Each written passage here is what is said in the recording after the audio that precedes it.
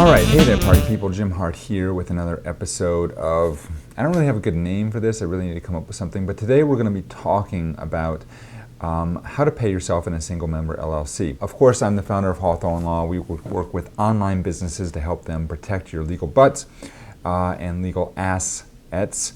But today I want to talk to you about single member LLCs and how to pay yourself. Now, I did a video last week about the risks of forming an LLC, specifically a single member LLC, and the different things you need to be aware of there if you're doing that. But today I want to talk about, because so many of you that are starting out as bloggers, as doing e-commerce businesses, you maybe are freelancers, photographers, whatever you might be, you are basically forming single member LLCs. I know that because I've talked to a lot of you, and that's basically the default entity of choice.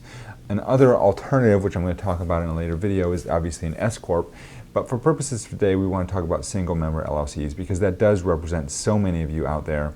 And the biggest question that a lot of people ask is, how exactly do you pay yourself with a single member LLC? And it's a completely legitimate, valid question that I want to help you with today.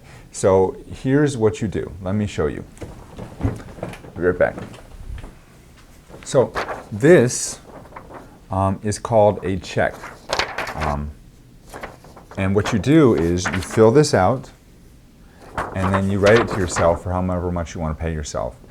That's how you pay yourself in a single member LLC. I'm kind of being a little corny here, and I'm not meaning to be condescending, but it really is that simple in practicality. In reality, it's not that simple because there's a lot of different things that you need to consider when you're paying yourself in a single member LLC. You have to consider what your expenses are in the business and making sure that the business is capitalized enough to pay those expenses. You have to consider what your taxes are going to be at the end of the year when you pay yourself in a single member LLC, because all the income that you get in a single member LLC that goes in after you take out all the taxes, whatever's left over, that pot you have at the end of the day, that's what you're going to get taxed on. Now, I like to follow a method by Mike Michalowicz called Profit First. And basically what Mike says to do is to pay yourself 2 days a month. So you pay yourself on the 10th and on the 25th. Me personally, I kind of do distributions throughout the month. I'm actually not a single member LLC, I'm an S corporation, but I'll talk to you about what I do here in just a minute. The way the Profit First methodology is basically every time you get money in on the 10th and on the 25th, that's when you pay your bills.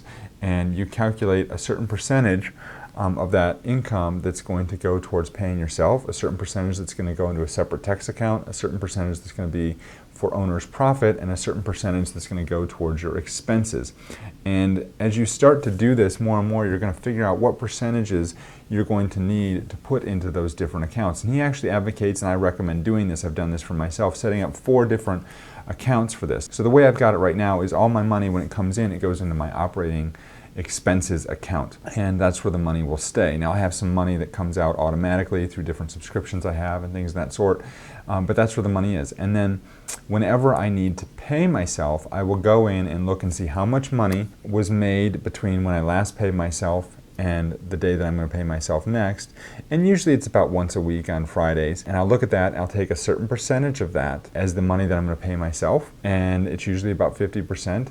I will take a percentage that is going to go into the owner's pay or the owner's profit account, which is basically like a savings account that just keeps growing and growing and growing, and a certain percentage that's going to go into a tax account.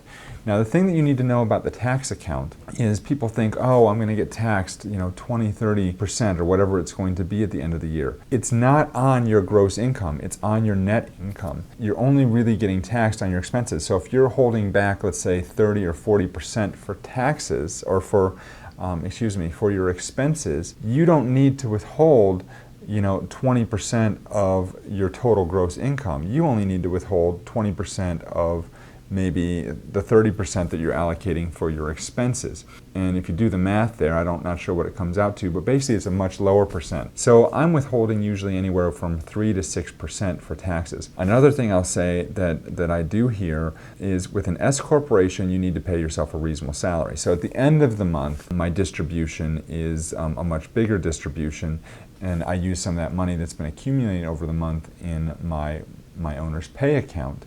and then I pay myself at the end of the month what is considered a reasonable salary. And again, that's something we can talk about on another episode. That's really only if you're an S corporation. That's really what you need to do. When you write this check to yourself, you're just going to code that as a member distribution, shareholder distribution, whatever you want. When you start earning net income of probably $35,000 to $50,000 or more, then you really want to start thinking about electing S corporation status or actually forming an S corporation for your business. And the reason for that is with an S corporation, you're paying self-employment taxes on the amount that you take out as a salary. You do not pay self-employment taxes on the amount that you take out as your distribution. And you don't actually need to take a distribution. It's just whatever money shows up as your net income is the money that you're going to get taxed on your income tax level. But with an S corporation, the self-employment tax doesn't come into play. With an LLC, you might never take a distribution from your business, but all that income from the LLC is going to flow through to your tax returns, and you're going to get hit with a 15% self-employment tax on all of that. That's why I say once you're making $35,000 to $50,000 net income a year, you really want to consider S corporation status. So that's what I got for you today. Feel free to comment below. Let me know if you got any questions. I'm happy to talk to you about these issues. Love talking about single member LLCs and how they can help you and your business. So thanks, folks. Have a good day, and catch you next week. Bye-bye.